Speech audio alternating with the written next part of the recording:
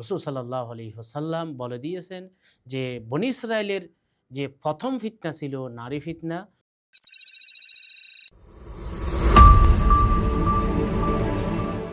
আসসালামু আলাইকুম ওয়া রাহমাতুল্লাহি ওয়া বারাকাতুহু। ইন্নাল হামদালিল্লাহ ওয়াসসালাতু ওয়াসসালামু আলা মান লা নাবিয়্যা বা'দা, আম্মা বাদ। সুপ্রিয় দর্শক, মানাহিল টিভির পক্ষ থেকে আপনাদেরকে স্বাগতম। আজকে আমি একটি বিষয় নিয়ে আলোচনা করব। বিষয়টি হলো, হাদিসের মধ্যে রয়েছে রাসূল সাল্লাল্লাহু আলাইহি ওয়াসাল্লাম বলেছেন, আউয়ালু ফিতনাতি বনী ইসরাইল আন-নিসা।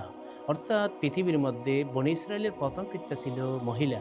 বরং বলা হয় পৃথিবীর শুরু থেকেই মহিলাদের ফিতনায় সবচেয়ে বড় আকার ধারণ করেছে। আদম আলাইহিস সালাম তিনি যে জান্নাত থেকে বের হয়ে দুনিয়াতে আসলেন, তার কারণের মধ্যেও মহিলা ফিতনা ছিল।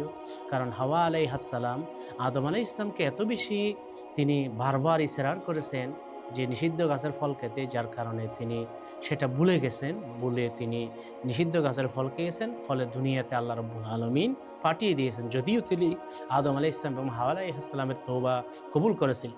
ঠিক তেমনি দুনিয়ার মধ্যে সর্বপ্রথম কবিরা গুনাহ হয়েছে নারীর কারণে। সেটা হলো আদম আলাইহিস সালাম জোড়া জোড়া সন্তান জন্ম দিতেন।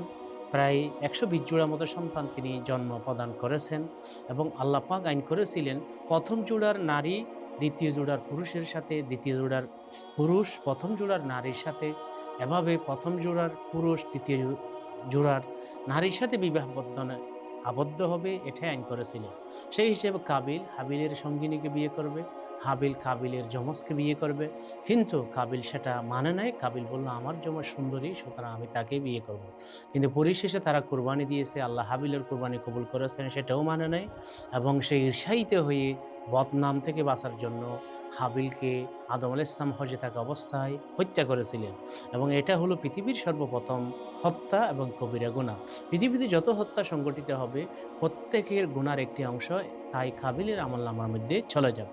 এভাবে বনী ইসরাইলের মধ্যেও ফিতনা ছিল এই মহিলাদের। মূসা আলাইহিস সালাম যখন আমালিকা জাতির সাথে যুদ্ধের আদেশ পেলেন, তখন সে সময় মূসা আলাইহিস সালাম ১২ জন মানুষকে সংবাদ গ্রহণ করার জন্য পাঠিয়েছিলেন। তারা এসে বলেছেন, না, আমরা তাদের সাথে যুদ্ধ করতে পারি না।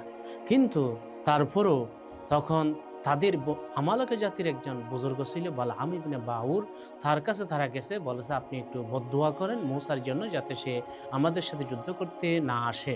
তখন সে বদদুয়া করতে গিয়া জাতির জন্য বদদুয়া করে ফেলেছে। মূসা আলাইহিস সালামের বিরুদ্ধে বদদুয়া তার মুখ দিয়ে আসেনি।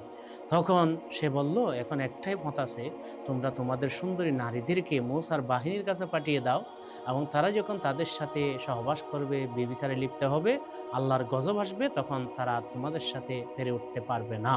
ঠিকই যখন মূসা আলাইহিস সালামের বাহিনীর মধ্যে তারা সুন্দরী নারীদেরকে পাঠিয়ে দিয়েছে, একজন সৈনিক সে গুনাহের মধ্যে লিপ্ত হয়ে গেছে, একজন নারীকে তাঁবুর মধ্যে নিয়ে গেছে, এবং এরপর আল্লাহর আযাব এসেছে, গজব এসেছে।